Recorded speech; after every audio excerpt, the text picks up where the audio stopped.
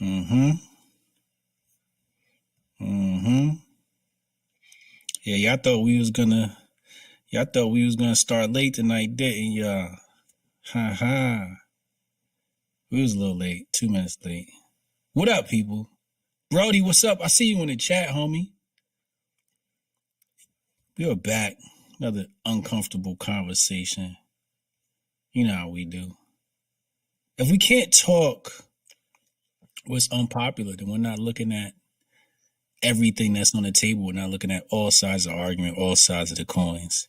And these are the conversations that I love to have. I love to have these controversial topics. Today we're talking 5G and COVID. You guys know me. I'm into tech projects. If you look in the description box, you'll find my tech projects right at the bottom. This series is sponsored by, particularly, Djehuty. Yo, Victor Life, what's up, homie? Shout out to the homies in the chat. Shout out to Hotep Dutch in the chat. I see the homies. But today, I have a very, very, very special guest for you. When I say Hotep, I mean this dude Hotep, like his name is Hotep. Y'all see it. Some of y'all might not even be able to pronounce it. But this man is Hotep to the core. Not that pseudo Hotep that you might hear, rhetoric, We're talking about good, hard scholarship. Somebody's going to provide you with the facts. And today we're going to talk about 5G and COVID. I'm really excited to talk about this topic, especially with this brother. I think he's going to come with a very good take, a take that I think I would agree with and, potentially add to. But I think it's a great conversation. But without further ado, I'm going to go ahead and introduce the homie, Djehuty Maat'Ra. Greetings, peace, beloved.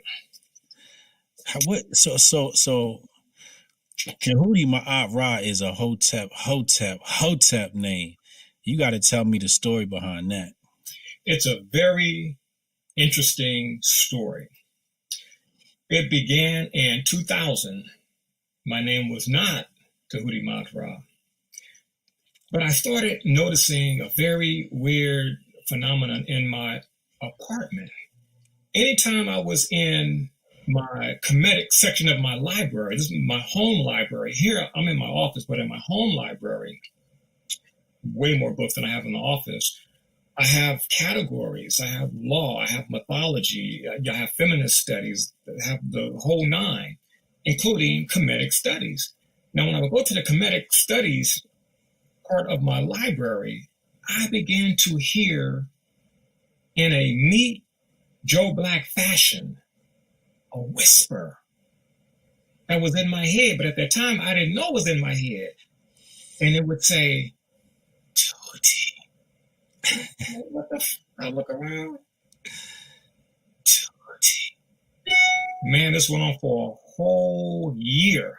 I thought something was going on with me because I had my little run-ins with authorities, what have you. And it's like, damn, are they doing something to me? Yeah. And in early 2001, beloved, it clicked. I kept hearing the name Djehuty.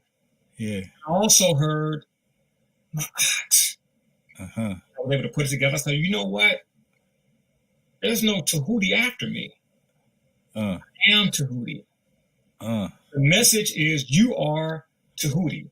And if you know anything about the god Djehuty, and you can spell it Tehuti or the DJ. I chose the DJ because I like to be different. You're dealing with a dude who had so many deep attributes, which is why initially I didn't want to take the name. I didn't want to deal with the reality of it. But Djehuty being the god of the netherworld, guiding people from one world to the next, quote unquote death, transition, the scribe. And for the life of me, beloved, I could not write. Like I could write, but I could not create a book. I didn't know when to stop. I had so much information. I should say, man, forget this. I can't do this. I'm not going to even write. But when I became Djehuty, who's also known as the great scribe, I could write. Started writing my first ebooks. Started writing my first articles. So everything that Djehuty was, I became when I took the name. I got into law. when I changed the name to Djehuty. And Djehuty brought the law from the heavens down to man. Law clicked. Everything clicked. And so I said, you know what? I'm going to rock this name here. I'm going public. I'm already radical. People already tease me. This man changes his name every 3, 4, 5 years. So it's like, what the hell? We'll do it one last time. This name that originates on the continent. You know, before I was in Arabia, I was in Europe. So this name originated on the continent. I said, this is it. This is my last name change. So that's why I got Djehuty Maat'Ra. Are you Djehuty himself?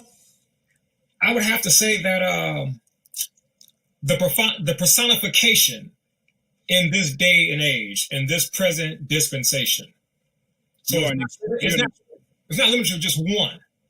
You're an expression. You're an expression of that. Exactly.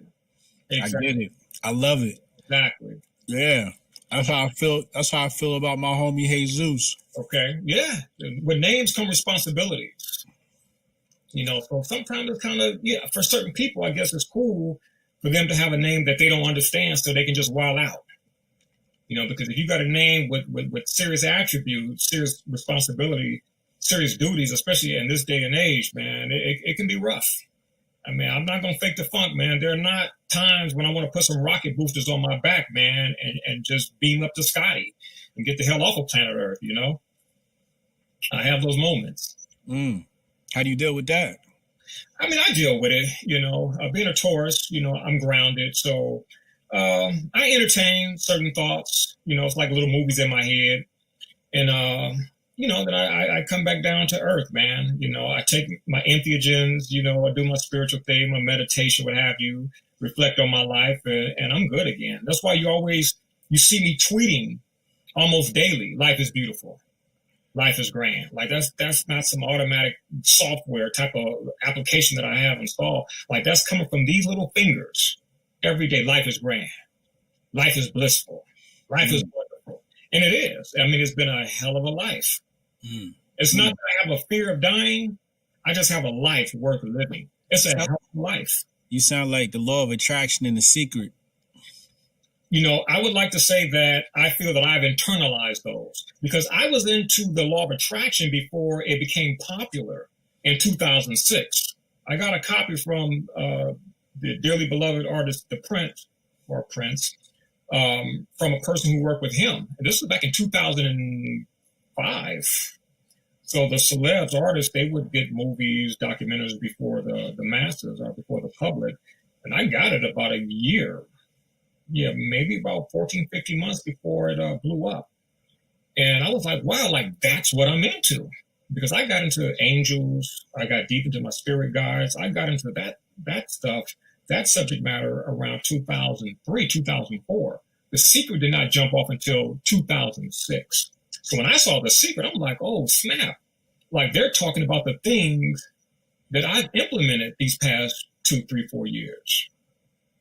So law of attraction, like, is my thing, man. I mean, these days, it's almost scary the way I can manifest like that, man. And I've done it across the board. Money, relationships, material things. But here's the key.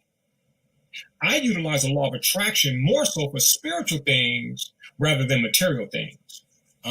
When you utilize the law of attraction for spiritual things, dealing with personal development more so than the material thing, you get them quicker.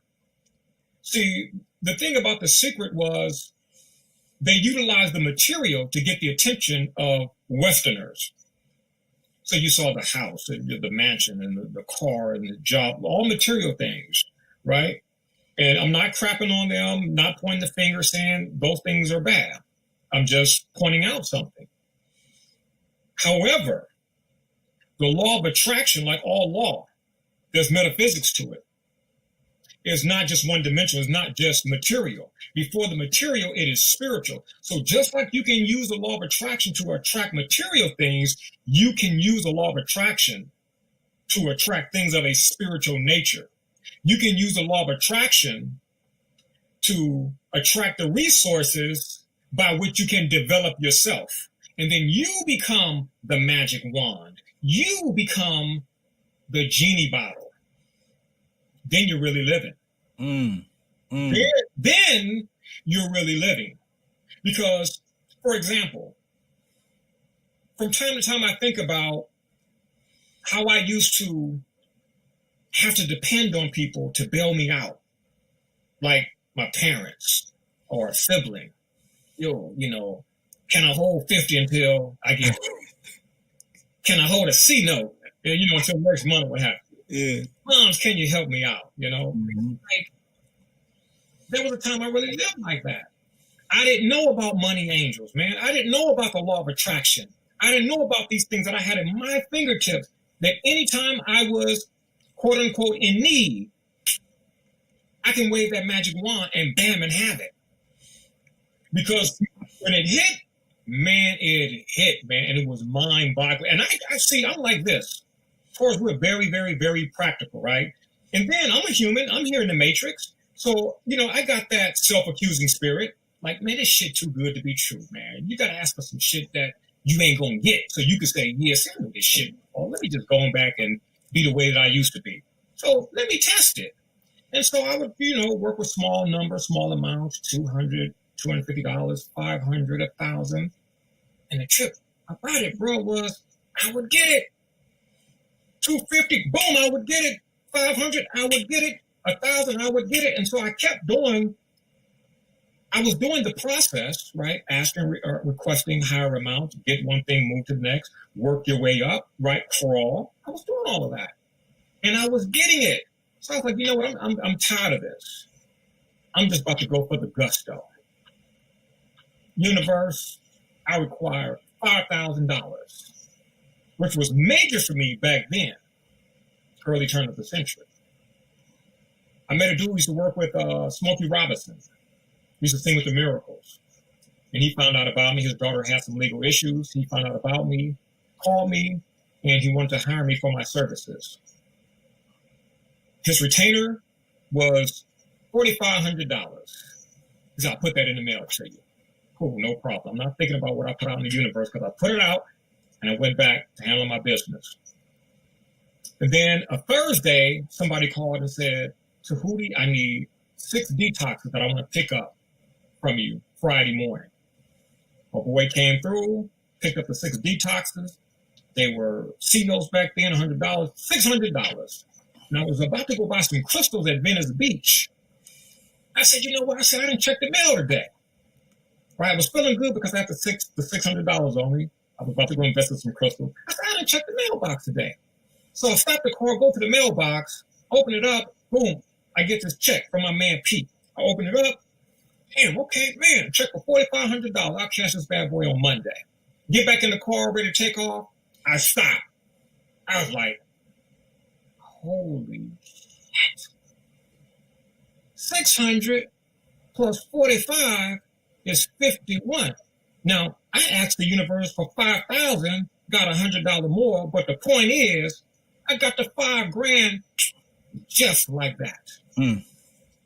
That right there, brother, was one of 2 things that convinced me. And the second thing, real quickly, was I had to try it in the realm of a relationship. And I aimed for somebody that back then I would deem or dub out of my league, Leo female. She was Korean American. Oh yeah, she was Leo, and she was a looker. Rode around her Mercedes-Benz, had her offices, had a nice, tight, fat place in the hills of Glendale. And I said, you know what? Because, I got the self-accusing spirit, like, this shit is not true. So you got to do something so it can be proven to you. So you can be convinced, because there's a part of you that doesn't want to be convinced. So I said, you know what? Let me go ahead and try it on her. So I worked the love ritual with the pink stones and blood and just all the stuff that's really enough blood. There's dragon's blood, which is a resin, which is for good fortune, attraction, love, real powerful. The pink stones, your pink aerosol, your rhodochrosite, rhodonite, rose quartz, all of that good stuff. In the love corner, we're dealing with feng shui here, in my love corner, and I'm working the ritual. I kid you not, beloved. After doing this, 2 weeks later, I'm cleaning up the apartment, I'm sweeping the floor, and the doorbell goes off. And I'm like, people don't come by and just ring my doorbell. Back then it was really the authorities, and back then around 2004, I was straight. Opened the door, and it was this particular female, the Leo, with Venus and Scorpio in her chart. So she said, Djehuty, I've known you for a long time. And I was divorced too, like 2 years divorced. She was like, Djehuty, I've known you for about a good 7, 8, 9 something years. You were married, so you was off guard, but now you're not. We've never gone out. Djehuty, we should go out. And I'm like, she walked over to do this too, because she didn't stay that far from me. And when she left, I said, damn, that's kind of strange. Went back to sleeping, had that same moment, man. Like, wait a minute. I'm like my father now. I'll be God damn. This shit really works. 2 weeks ago, I did my ritual for this woman here because I deemed her to be out of my league. Mm-hmm. And she came to me. I didn't pursue her. She pursued me. And I dated her for several months and knew, I just knew that the synastry wasn't there, astrological term. And, Leo and Taurus is the worst match in all of astrology, at least predicated upon the sun signs. So having a heart, I'm not like most cats who are like, oh man, that's my fantasy. Oh, I'm about to G that. I'm gonna smash them cookies. I'm not the type of dude. I'm like, gee, she's my friend, good person. I don't love her. And then, physically she's banging and all, but, I'm a principled person. I have my own sexual code that I live by that's responsible for my success. I got to let it go. But the law of attraction works. And that's what I used her for. So I did use her, but in a skillful respect. You ain't cracked them cakes? No, I couldn't do it, man. I couldn't do it. I just came out of a legal situation, man, with the child support system. And so that really did something to me. I was like, you know what? Prevention is better than remedy. I don't care how you look. I don't care what you're talking about as far as your cake and the whipped cream and all that stuff on it. I can't get caught up, So that kind of helped to keep me on the straight and narrow. You're a good man, dog. Hey, man, I have to say that a large chunk of my success is just righteous living. I don't preach it for other people, but for me, I wrote the code of Djehuty Maat'Ra. I live by that, and that's where my success comes from. I can sleep good every night. I told the FBI, I had 2 FBI agents who came by my place on a Friday, September 27, 2002, 9:30 a.m. Pacific Standard Time, right? FBI, bow, Mr. Maat'Ra, can we talk to you? At first, I didn't want to talk to them, but I guess the angels like, go ahead and do it, man. We got you covered, And in that 2-hour dialogue, it was an interrogation, but it felt like a dialogue to me. They were really cool, really civil.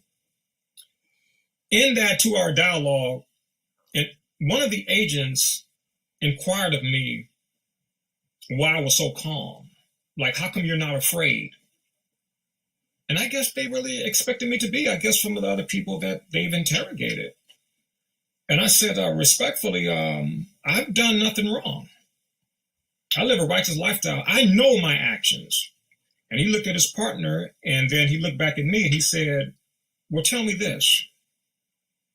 What can we do to be as calm as you? And I said, I don't know if that's going to be possible because of who your employer is. Your employer got a hell of a history. I don't know if you can work it, but anyway, I live righteous day in and day out to the best of my ability. Therefore, I sleep good every night. I sleep better than babies every single night. Now, where am I going with this? As I told those agents, the best remedy for a good night's sleep is a clear conscience. And the only way you're going to have a clear conscience is from daily righteous conduct. You knowing what you have done in the day. You cannot be set up because you know what you did that day, in the previous day, and on and on and on. You think that's linked to depression? You said what now? You think that's linked to depression? A part of it. Like people failing that part of life. A part of it, but there are many variables that tie into depression. There's the spiritual, component. There's the emotional component. Overall, it's a lifestyle thing, a lifestyle situation. But there are a lot of components to depression. I can go back into the 1980s with my mom, and her depression. She was depressed, for a minute. And a lot of that was, I would say, the impoverished times. We didn't live in poverty, but we had a lot of impoverished times, a lot of heartache and pain, inability, not being able to, do certain things, manifest certain things, do certain things for yourself, for your children. Next thing I know, boom, mom is straight depressed. After depression, mom had a nervous breakdown, so, I mean, that's a whole other show in and of itself, but it plays a part, man. It plays a part. I've never been, depressed. I have my moments when I'll think about the world, like, damn, that's pretty messed up how they murdered Dr. King. Like, wow, that's pretty messed up how we got a constitution and they crap on it. Like, that's pretty messed up. My mind is always working, so it's not out. How did they crap on the Constitution? Oh my goodness, man. Well, the first thing they did was they hijacked the de jure republic, the United States of America, that was formed in 1776.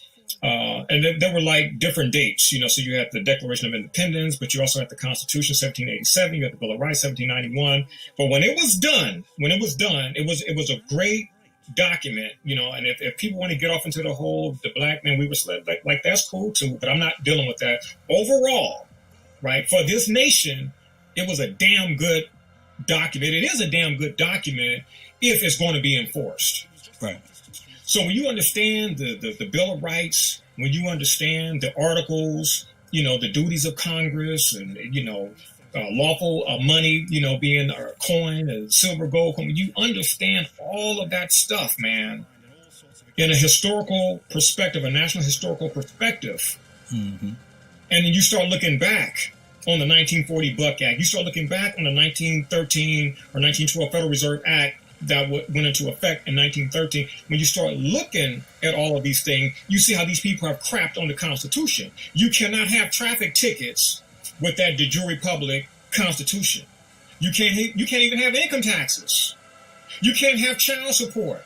I mean, a lot of, like what's going on right now, you could not have that if the Constitution was not crapped on. The states have power. The states, I'm in California.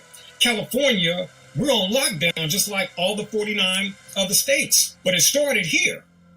And in many respects, things are a little stricter here than in other places. And we're talking liberal California, right? So when you understand that the states have state power pursuant to the 10th Amendment, which is in the Constitution. You're a citizen, I'm a citizen, right? The 340 million other people are citizens. The Bill of Rights is for us. The Bill of Rights is a part of the Constitution. The 9th Amendment secures all of the previous rights from 1 to 8. The religious freedom and the right to redress, get redress from government, petition the government for redress of grievances, and the right to be secure in your person, and just the whole 9 up into the 8th Amendment, protected by the 9th Amendment. And then we jump from the 8th over to the 9th, and we get to the 10th, which give the states their right for state sovereignty. So now you got the state of California, and probably like the state you're in, doing the same thing. You can't do this, you can't do that, pursuant to, this is a city document, but a public order or a state emergency order, not a law, but an order. We got problems. Because if your power comes from the 10th Amendment, hey man, I wasn't the best when it came to math, but I do know that 9 comes before 10.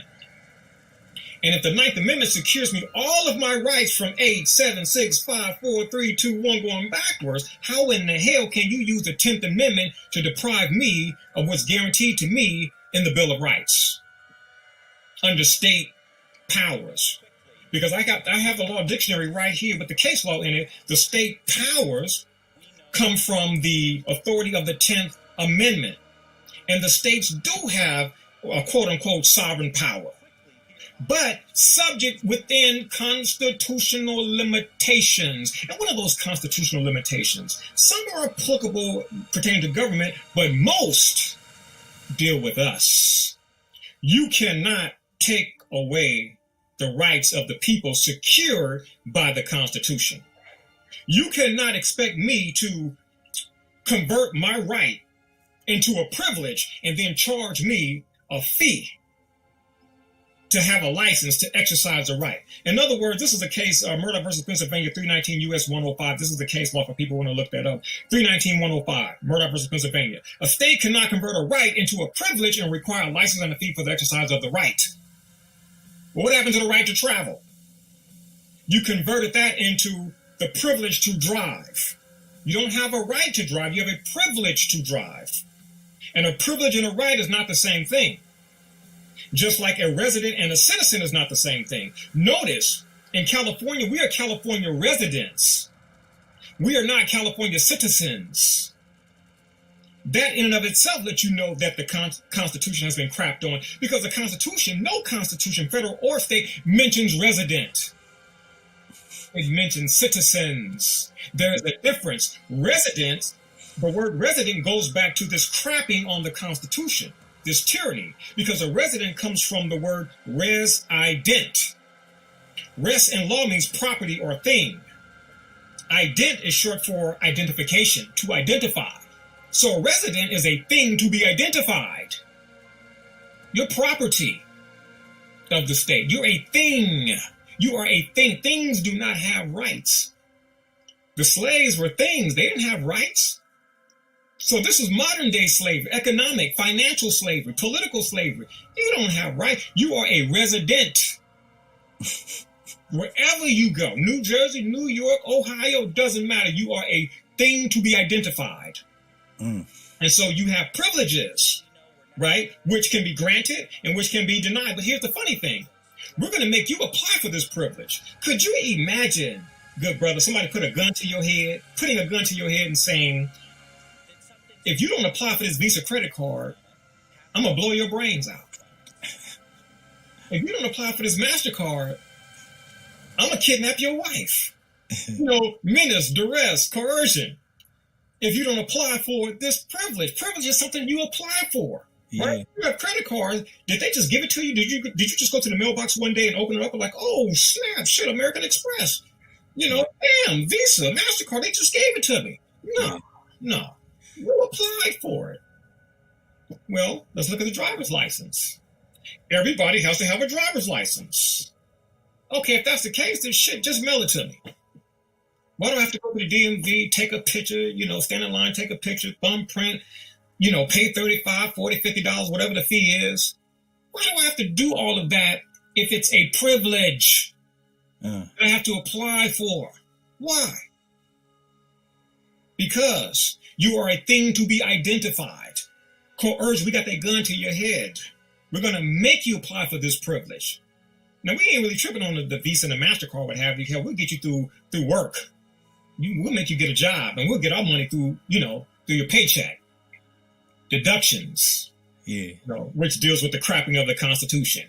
Because most people think unemployment insurance, disability insurance, what's the other one, the federal one, Social Security. Do you know that most Americans think that those things are really insurances? And do you know that these people think that every pay period, when they look at their check and they see, damn, okay, Social Security got me for this, Medicare, Social Security, Medicare got me for this, the state of California, the state of New Jersey, New York got me for this because of state disability. Damn, they got me again for UI, for unemployment insurance. You go down the list, be like, damn, the federal government got me, the state got me, but shit, I'm covered, right? This is insurance. Some people like, you know what, hell, I would want to do it because I want the insurance. They're legally unastute. Because you can go to Black's Law Dictionary right now, beloved, and do the research of everything I'm saying. You're going to find out that these things are not insurances, they are taxes. They're taxes. Yeah. Why do you think you have to apply for them? You hear the people on Twitter, my brother got turned down for Social Security. Like, wait a minute, lady. He paid every paycheck. How the hell can he get turned down? I tell you what, you go to New York Life or Prudential or MetLife. Pay your premiums every month for 15 years, 20 years, 25, 30 years, and then let them tell you, let a private company tell you, we're sorry, we denied your claim. And see if a riot don't take place, a one-man or two-man riot don't take place. And that damn building get burned down. Yeah. You can't do that. That's fraud. Yeah. But you're the government, state and federal, guess what? You get to do that. You can work 40 years, pay off into Social Security, Medicare, unemployment, disability, and be denied. That's called constructive fraud. That's dumping on the Constitution. It's crazy, beloved. It's so much. What do you think about the COVID-19 bill and some of the things that are put in there? That's like asking me, what do I think about the Patriot Act? Dude, it's all unconstitutional, man. It's all unconstitutional. Listen, now this is a city document, but I can pull up the state of California, any other state, and it's going to say the same thing. Emergency order. Order. I'm ordering you to do something. That's military. See, now we're dealing with maritime admiralty law. We're not dealing with a constitution. We're dealing with maritime admiralty law. You're in the military now. So we're giving orders. We're giving orders. And we're going to give you the state order, the emergency order, the city of Glendale public order. That's what they're giving us. Like, order? What the hell is an order? Well, an order is law. It is? Well, what type of law? Because if we understand the Constitution, we have the supreme law, right? And we know that the Constitution of the United States of America is the supreme law, pursuant to Article 6, Section 2 of that document. And that document specifically states that anything in any state law to the contrary notwithstanding, anything in any state law to the contrary of the Constitution is not even law. It has to jive. It has to harmonize. So you pass an order, you tell me that, hell, I don't have the freedom to go out in society no more. I got to cover up. I got to do A, B, Z. Well, the Fifth Amendment says that my right to personal liberty is secure. Liberty. I'm free to do whatever I want to do as long as I don't harm or violate another person. So this lockdown is unconstitutional? You damn skippy. You damn skippy it is. It is unconstitutional. It violates personal liberty. Look, I said it on social media years ago. Obamacare was unconstitutional. And then when shortly after Trump took office and the federal court in Texas ruled it unconstitutional, and the Trump administration said it was unconstitutional, I simply said, hey, if it's unconstitutional today, this is shortly after Trump got into office, if it's unconstitutional today, then it was unconstitutional years ago when your boy Obama put it through as legislation. So if it's unconstitutional in the beginning, it's going to be unconstitutional in the end. If it's unconstitutional in the end, it was unconstitutional in the beginning. But if you have ignorant populace, right? If you have the Bubis Americanus, a nation of unilinears, a nation of dumb fucks. I'm doing my best to behave. That old one from the YouTube days. But if you have a nation of not so bright people, man, you can do anything you want like they're doing. And the people will not question. And I tell you, the biggest tool that these people have is public health and safety. They will screw you under public health and safety. That goes back to the 10th Amendment. But remember, the 10th Amendment gives the state sovereign powers subject to constitutional limitations. Man, what are these limitations? Those limitations are in the Bill of Rights. They're in the Bill of Rights, man. The Fifth Amendment guarantees me the right to personal liberty. But here's the thing. I love the subject of law. It all ties in together from the judiciary, the judicial branch, the legislative branch, and the executive branch. It's that damn judicial branch. Okay. The Constitution is plain, dude. It's plain. See, when you start dealing with those judges, the gatekeepers, they're the ones who can get gangster with it and say, Obamacare is constitutional. How the hell is Obamacare constitutional when it forces me to have medical insurance? Man, I'm into naturopathy. I don't deal with no goddamn allopathy. I don't deal with that shit. No disrespect to, I know people are watching, or they're into allopathy. Hey, that's what the Constitution is for. That's what it protects. You have personal liberty to do allopathic medicine. You cool with being cut, slashed, and burned, drugged out of your mind. You're cool with that. And I say you should have the right to have that happen to you. You should have the right to have chemotherapy and your hair fall out if you want it. eyebrows falling out, palms yellow, the soles of your feet yellow. That is your right. But when you force it on people who don't want that, people who are into homeopathy, naturopathy, now you got tyranny, man, because now you're violating their personal liberty. And what happens to the 14th Amendment? Equal protection, equal treatment and protection under the law.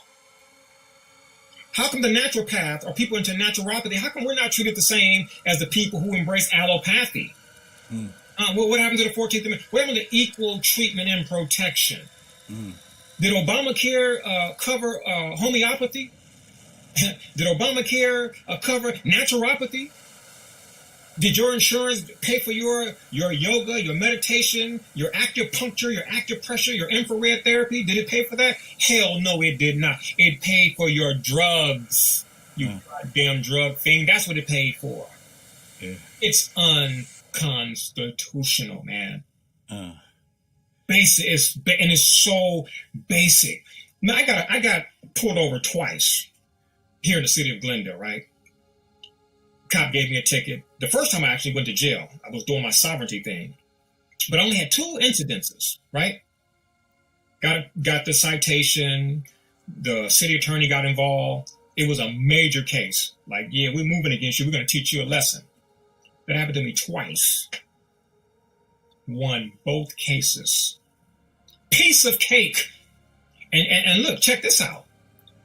The second time, I was really guilty. I was on the cell phone. It's against the statute. I was on the cell phone. But look, brother, I'm not going to make their job easy. Oh, come on, sir, just tell me, where are you on your phone? I'm not going to give you a ticket. I'm like, you know what? You sound like a real cool police officer. But you know what? I have to invoke my constitutional right. Too many Americans are not invoking it. They're letting that beautiful document go to waste. I can't do that. You could be telling me the truth, but no. I'm going to exercise my right to be silent, backed up under California statutory law, evidence code section 940. That's the right to remain silent. He was like, okay. And he went, and he filled out the citation, the ticket, right? The ticket, which was admission into court. You know, anytime you want to be admitted in something, you have to have a ticket, right? You can't go into the movies without a movie ticket, right? You go to the concert without your concert ticket, right? You're going to see Shin Yu, and you got to have a ticket to get in the theater to see Shin Yu. Well, if you want to see that stage production, right, called criminal traffic court, you got to have a ticket. You have to be admitted. And so he gave me my ticket. So I was admitted to play the game in the traffic court. Went to traffic court and had a field day. I used discovery pursuant to our California Penal Code, and I got a copy of the obverse of his ticket, right? Because officers write notes. This is why you have to use the discovery process, even in a traffic case, because traffic is pseudo-criminal. It's pseudo-criminal, so, there's certain things that apply. Criminal discovery. I have a right to see the back of the ticket. I have a right to see the notes that you took when you stopped me. Unconstitutionally, of course, because a traffic stop is unconstitutional. I have a right to that. And I got it. And I said, okay, this sapsucker said, he wrote all this stuff down here, right? That I said I had a Bluetooth, that I'm reserving my constitutional right. And then there was a third paragraph. So he broke it down into 3 quadrants, if you will. So when I got to court, the officer said to the judge, Your Honor, basically Mr. Maat'Ra, I asked him this, I asked him that. He didn't say anything, Your Honor. He chose to exercise his right, and he was just silent. He didn't say anything. And I wrote the ticket, and it was done. Then the judge said, Mr. Maat'Ra, your turn. I said, first and foremost, Your Honor, I would like to object to everything. The judge said, you don't mean everything. I said everything. Everything the cop said, I object to it. And so the judge was like, that's pretty interesting. I've never heard someone objecting to everything. Usually you object to certain things, said or raised. I objected to everything. And so when the judge said, Mr. Maat'Ra, explain yourself. I said, Your Honor, before I do, I need to put in the obverse of his citation into evidence. And so the judge said to the bailiff, here, take the paper and get this from Mr. Maat'Ra and bring it up to me. And the bailiff does it. And I said, okay, Your Honor. Under penalty of perjury, the cop just said that Mr. Maat'Ra didn't say anything. I said, so let's look at Exhibit 1, the back of the traffic citation. Your Honor, do you see what I see? And the judge was like, oh, shit. Like, we got to talk here. He was like, yeah. So, Your Honor, how could he have written all of that stuff if I didn't say anything? And the judge said, hold on, Mr. Maat'Ra. And he leaned over to his left and he said, Officer Fletcher, no disrespect, I'm going to find him not guilty. And it was done. So the cop hits the table. He was a Caucasian officer, hit the table. He was red and he was fuming. Boom. So the judge said, Mr. Maat'Ra, just sit down here, let the officer go first. That's how smoking he was. You know, even the judge could feel it, man. And so we let this dude go out. But I ended up being about like 20 feet behind him. And I kid you not, man, this dude was just shaking his head like he couldn't believe that happened to him. I mean, the judge bailed him out, but that wasn't enough. He was humiliated because I know the law. I'm not going to do your job for you. I don't lose traffic tickets. Look, these sapsuckers tried to get me for $1,400. Now, in the first case, they wanted me to pay $1,400 for bail. Now, not only do I know constitutional law, I know my state law. I'm in the state of California. I'm in the corporate state of California, so I have to know California law. And I know the California Penal Code, I know the Civil Code, I know the Vehicle Code, and I know the majority of those codes that are applicable to me. So when I went to court the first time, the judge called me up. Mr. Maat'Ra, how do you plead? Sorry, Your Honor, I can't plead. Why not? I said, I don't have a complaint. Well, the traffic ticket is a complaint. I'm like, the traffic ticket is a complaint? I'm like, that deprives me of due process of law because I don't know who I injured. I don't know who the plaintiff is. And the judge said, the plaintiff is a people of the state of California. Said, like, are they? Can I call them under the Sixth Amendment to question them? Well, it's an entity, a legal entity. I said, but Your Honor, with all due respect, the law clearly states that it's a contempt of court to move under a fictitious plaintiff. Mr. Maat'Ra, you have a seat, right? So he told me to have a seat. And right before lunch, call me back up there. Mr. Maat'Ra, do you plead? He wanted me to make it easy on him. Your Honor, I don't have a complaint. I can't plead. You know, I can demur. He was like, okay, fine. Demur, denied. Okay, come back after lunch. Come back after lunch, which is a 90-minute wait. Court closes at 4:30. 4:25. Court is clear. All the sardines, they moved out all the sardines, right? All the goats, the goyim, moved them out. And they called me up there. And he said, okay, Mr. Maat'Ra, we got to get out of here. I said, Your Honor, I cannot plead. He said, the court is going to enter a plea on your behalf. Your bail is set at $1,400. I said, Your Honor, I object to that. He said, Mr. Maat'Ra, on what grounds? I said, on the ground that bail is not applicable. How is bail not applicable? I said, Your Honor, I have 4 infractions here. California law, California Penal Code 19.6 specifically states an infraction is an offense not punishable by imprisonment, Your Honor. Like, what the hell am I going to bail out of? I'm going to bail out of court? I didn't know court was jail. What am I bailing out from? I get it, Mr. Maat'Ra. Have a seat. The clerk came, tapped me on my shoulder, gave me a yellow piece of paper. Go see the clerk before the court closed. I went downstairs. They opened up a special window for me. And they gave me something written on like a little sticky note. And it said, trial date, January 7, 2003. No bail. No bail. Why no bail, beloved? Why no? Look, I'm not the average person. An infraction. You cannot go to jail for an infraction. You can't go to, even if you lose, you can't go to jail. So what are you bailing out from? Bail legally means to procure release of a prisoner. You're not a prisoner when you go to court. You're a litigant. See, like Common said, it's the words, man. It's the words. And in law, it's the words. And I knew that. And I knew the California Penal Code, it specifically stated, right? It piggybacks on the Vehicle Code. The Vehicle Code says, in order to deal with bail, you got to go to the Penal Code. And the Penal Code, which is 1275 here in California, it says to set, reduce, or deny bail. And then there's 4 elements, or I should say 4 criteria. In order for a court to set bail, to set, reduce, or deny bail, 4 things that the judge or the court must take into consideration. The seriousness of the offense, the threat to the public, the defendant's past criminal record, and the defendant's likelihood of coming to trial. Those 4 things are the basis to set, reduce, or deny bail.